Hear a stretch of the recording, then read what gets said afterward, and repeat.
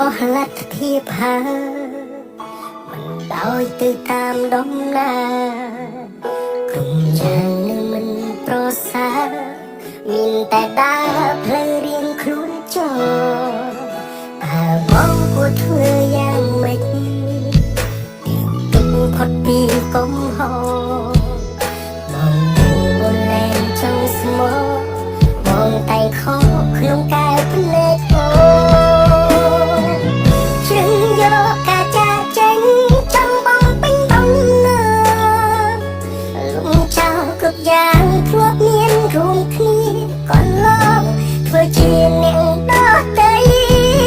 បើគេសួរអូនបាត់បងទេណាប្រាប់គេចោលថាបងសាបើមានអ្នកថ្មី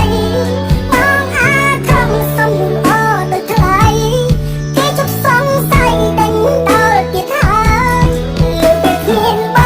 ងអូនលែងធន់ថាមើលគួរឲ្យស្អប់អ្នកនេះមិនរំខានទៀតឡើយ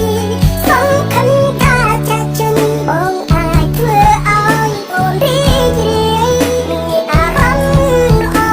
វិញ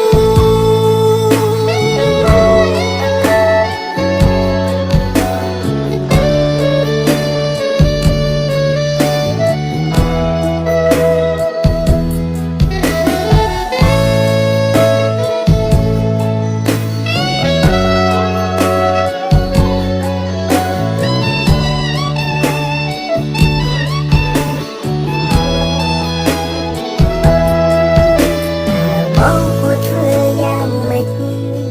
ទើបអាចជិះចេញផុតពីកំហុសបង